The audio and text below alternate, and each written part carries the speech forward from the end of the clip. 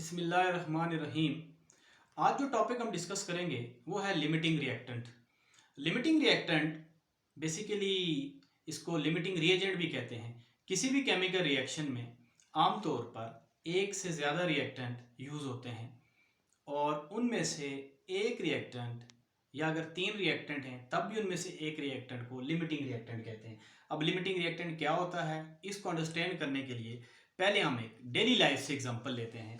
Daily life से example से मुराद ये है कि नॉर्मली हमने डेली लाइफ में सैंडविचेस यूज़ किए होते हैं या सैंडविच हमने यूज़ किए होते हैं और करते हैं। आमतौर पर अगर हम कबाब वाले सैंडविच बनाएं और सैंडविच के लिए हम दो चीज़ें अगर हम सेलेक्ट करें, नंबर वन हम उसके अंदर अगर हम स्लाइसेस डबल रोटी के स्लाइसेस चूज करें या कोई भी बंद वगैरह यूज कर लें तो उससे भी बने जा सकते हैं। और दूसरी चीज अगर हम इसमें कबाब ले लें सैंडविच बनाने के लिए तो आसानी हम सैंडविच बना सकते हैं। अब आपको इस चीज़ का अंदाज़ा है कि किसी भी सैंडविच को प्रिपेयर करने के लिए नॉर्मली दरमियान में हम पहले कबाब लेते हैं, इसके अलावा भी कुछ फिलर ले सकते हैं और साइड्स पे नॉर्मली हम डबल रोटी के स्लाइसेस रख रहे होते हैं और फिर इसको बना लेते हैं। अब ये अगर आप देखें तो दरमियान में सेंटर में एज अ फिलर कबाब आ गया है और साइड्स पे स्लाइसेस हैं। अब यहाँ पे हमने दो स्लाइसेस लिए हैं और इस तरीके से ये एक सैंडविच हमारा प्रिपेयर हो गया। Suppose if we have 20 slices and 9 kebab, तो हमारे पास जो नंबर ऑफ सैंडविचेस बनेंगे वो कितने बनेंगे? डेफिनेटली हम एक सैंडविच बनाने के लिए एक कबाब यूज करते हैं। अगर हम सैंडविच की बात करें तो अगर हमारे पास एक हो तो हम उसमें कबाब भी एक ही यूज करते हैं। अगर हमारे पास सैंडविच 2 हो तो हम उसमें कबाब भी 2 यूज करते हैं। सिमिलरली अगर हमारे पास सैंडविच 9 हो तो हम उसमें कबाब भी 9 यूज करते हैं। सो इस तरीके से अगर आप देखें कि जो 9 कबाब हमने स्टार्ट में लिए हैं, जैसे ही 9 कबाब खत्म होंगे तो मजीद सैंडविच हम नहीं बना सकते और 9 कबाब इस्तेमाल होने के बाद जो ये स्लाइसेस हमने लिए हैं 20, इनमें से 18 स्लाइसेस यूज हो जाएंगे। तो 9 कबाब बनने के बाद 2 स्लाइसेस अभी भी हमारे पास बच जाएंगे। ये जो 2 स्लाइसेस हैं बेसिकली ये एक्सेस अमाउंट है, ये यूज नहीं हो रही है, जबकि कबाब हमारे सारे के सारे इसमें यूज हो जाएंगे। सो इस सूरत में जो कबाब है वो लिमिटिंग रिएक्टेंट है, क्योंकि कबाब हमारे सैंडविच की प्रोडक्शन को कंट्रोल कर रहा है। जैसे ही हमारे पास 9 कबाब यूज हो जाएंगे, मजीद सैंडविच हम नहीं बना सकते या मजीद हम बर्गर नहीं बना सकते। सो हमारा जो कबाब है ये लिमिटिंग रिएक्टेंट है। सो फिर डेफिनेशन क्या होगी लिमिटिंग रिएक्टेंट की? तो लिमिटिंग रिएक्टेंट की जो डेफिनेशन होगी वो ये होगी कि reactant which gives least amount of product in a chemical reaction किसी भी रिएक्शन में जो कम प्रोडक्ट देता है वो वाला रिएक्टेंट लिमिटिंग रिएक्टेंट कहलाता है। नॉर्मली जो लिमिटिंग रिएक्टेंट होता है ये रिएक्शन को कंट्रोल करता है, control the reaction, helps in completion of reaction. So हम ये कह सकते हैं कि this reaction complete the reaction.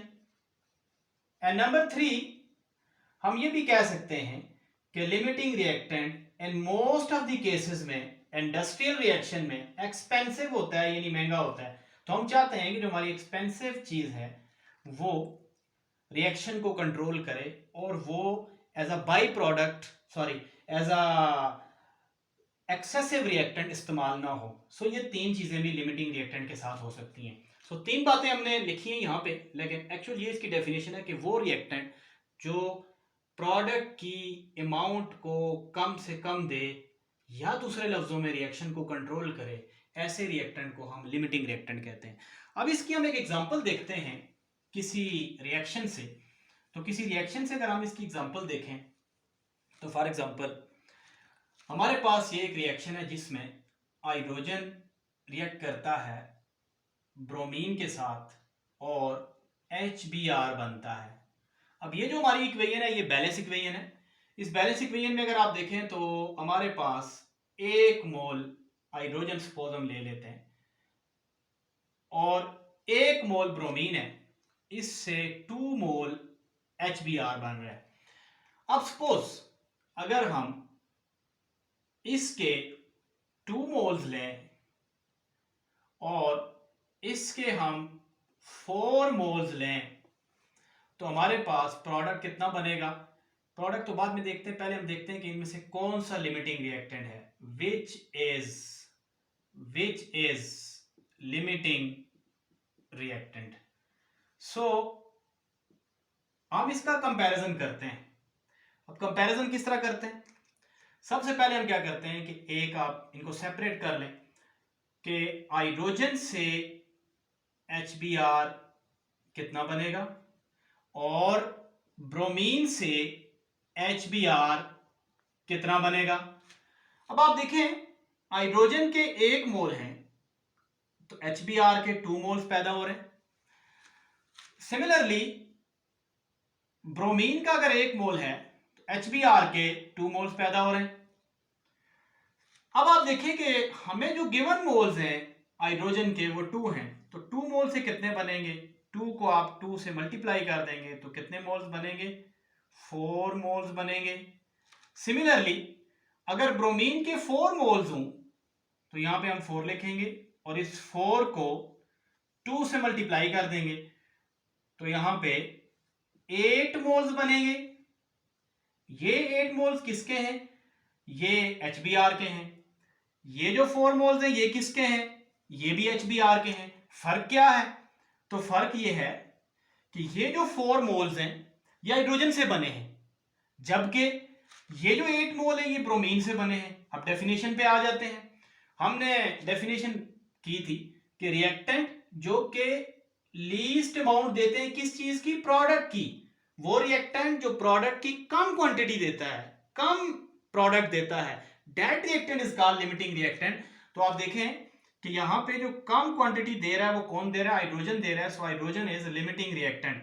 लिहाजा पेपर में अगर क्वेश्चन आ जाए और आपको कोई अमाउंट या मोल दिए हो और आपको कहा जाए विच इज लिमिटिंग रिएक्टेंट, सिर्फ आइडेंटिफाई करना हो, शॉर्ट क्वेश्चन दिया हो, तो आपने ये स्टेप करने के बाद उसके बाद एक छोटी सी लाइन लिखनी है कि as number of moles of HBr produce from hydrogen are less, so hydrogen is limiting reactant.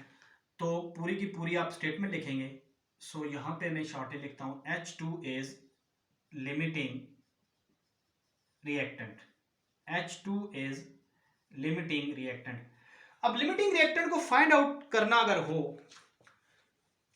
Calculate करना हो, डिटरमिन करना हो, तो उसके कुछ स्टेप्स हैं। यहां तो हमने एक सिंपल रिएक्शन लिया था, तो स्टेप्स क्या हैं for identification of limiting reactant. Limiting reactant को आइडेंटिफाई करने के क्या स्टेप्स हैं। जो पहला स्टेप है, पहला स्टेप ये है कि आप क्या करेंगे, मोल्स मालूम करेंगे हर रिएक्टेंट के, moles of each reactant, her reactant के आप मोल मालूम करेंगे। अगर कोई एक रिएक्टेंट है तो उस एक रिएक्टेंट के मोल मालूम करेंगे, अगर 2 रिएक्टेंट है तो 2 के मालूम करेंगे, 3 है तो 3 के मोल मालूम करेंगे। और मैंने आपको पहले क्लियर कर दिया है कि लिमिटिंग रिएक्टेंट में एक रिएक्टेंट वाली बात नहीं होगी, एक से ज्यादा वाली बात होगी। सो मोल्स ऑफ ईच रिएक्टेंट, जब रिएक्टेंट के मोल मालूम करेंगे तो अब क्या करेंगे, मोल्स ऑफ प्रोडक्ट करेंगे, moles of product from again each reactant each reactant separately, अलग अलग आप क्या करेंगे, हर रिएक्टेंट के मोल मालूम करेंगे। उसके बाद आप क्या करेंगे, कंपैरिजन ऑफ मोल्स करेंगे।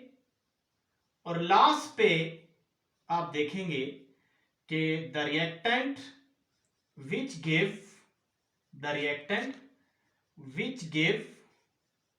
which gives least moles of product will be limiting reactant या is limiting reactant or limiting reactant। तो ये 4 स्टेप है। नंबर 1 आप क्या करेंगे, हर रिएक्टेंट के मोल्स मालूम करेंगे। रिएक्टेंट के मोल से आप क्या करेंगे, प्रोडक्ट के मोल मालूम करेंगे। प्रोडक्ट के मोल के बाद आप कंपैरिजन करेंगे और कंपैरिजन के बाद आप डिसाइड करेंगे कि लिमिटिंग रिएक्टेंट कौन सा है। ये जो चारों स्टेप्स हैं, इन स्टेप्स को हम इस तरह भी समराइज कर सकते हैं कि सबसे पहले आप क्या करेंगे कि आप मोल्स मालूम करेंगे रिएक्टेंट के मोल से आप मोल्स मालूम करेंगे किसके, प्रोडक्ट के मोल के बाद आप क्या करेंगे, कंपेयर करेंगे और कंपैरिजन के बाद आप क्या करेंगे, आप डिसाइड करेंगे कि कौन सा रिएक्टेंट लिमिटिंग रिएक्टेंट है। ये 4 स्टेप हैं। अब सपोज आपके पास अगर कोई एमसीक्यू आ जाए, आमतौर पर इस तरह होता है कि बोर्ड्स के पेपर में, जितने भी बोर्ड्स हैं, फेडरल बोर्ड है, केपीके बोर्ड है, सिंध बोर्ड है, उसमें आमतौर पर लिमिटिंग रिएक्टेंट के क्वेश्चंस आते हैं। या फॉर एग्जांपल कोई एंटी टेस्ट का पेपर है, ईटा का पेपर है, एम कैट का पेपर है, ई कैट का पेपर है, नम कैट का पेपर है, तो उसमें भी पूछा जाता है। अब आप देखें, अगर इसी रेशो से जो बैलेंस केमिकल इक्वेशन में कोएफिशिएंट दिए हुए हैं, अगर इस रेशो से ही क्वांटिटी इंक्रीज होती है तो फिर लिमिटिंग रिएक्टेंट वाला कंसेप्ट अप्लाई नहीं होता। फॉर एग्जांपल ये 1 मोल है, ये 3 मोल है, अगर ये 2 हो और ये 6 हो और ये 4 हो और ये 12 हो जाए, तो इस केस में लिमिटिंग रिएक्टेंट वाला कंसेप्ट अप्लाई नहीं हो रहा, क्योंकि उसी रेशियो से आप चीज़ों को इंक्रीज कर रहे हैं।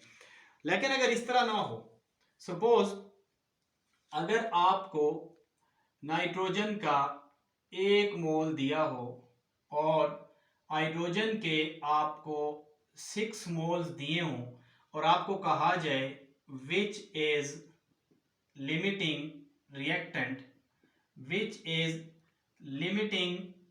रिएक्टेंट और आपको ऑप्शन दी हूं, suppose option A is nitrogen, option B is hydrogen, option C is none and option D is both A and B. अगर ये ऑप्शंस दी हो तो अब क्या करेंगे, अब आप सेपरेटली कैलकुलेट भी कर सकते हैं और डायरेक्ट भी निकाल सकते हैं। डायरेक्ट आप इस तरह निकाल सकते हैं कि अगर सपोज इसके 2 मोल आपने लिए हैं nitrogen, sorry balance chemical equation में ये 2 नहीं है, सपोज ये नाइट्रोजन प्लस हाइड्रोजन और ये प्रोडक्ट बन रहा है आगे। अब आप देखें कि इसका कोएफिशिएंट है 1 और इसका कोएफिशिएंट है 1 और इसके कोएफिशिएंट है 3, तो अब आप इसका कंपैरिजन कर सकते हैं। कंपैरिजन इस तरह कर सकते हैं कि यहाँ पे आपको इसके मोल दिए हुए हैं 1 और इसके मोल दिए हुए हैं 6, तो आप एक छोटी सी लाइन लगाएं, नाइट्रोजन से NH3 कितना बनेगा और हाइड्रोजन से NH3 कितना बनेगा। तो अब आप देखें बैलेंस केमिकल इक्वेशन में 1 मोल से 2 मोल बन रहा है और इधर 3 मोल से 2 मोल्स बन रहा है। तो आप यहाँ पे लिख सकते हैं कि 1 मोल से 2 मोल बन रहा है, यहाँ पे ये 3 मोल से 2 मोल बन रहा है। तो जब ये इसका 1 मोल हो तो डेफिनेटली ये 2 मोल ही रहेगा, और अगर इसके 6 मोल हो तो फिर क्या करेंगे, तो पहले हम 1 मोल का निकालते हैं। 1 मोल से क्या होगा 2/3।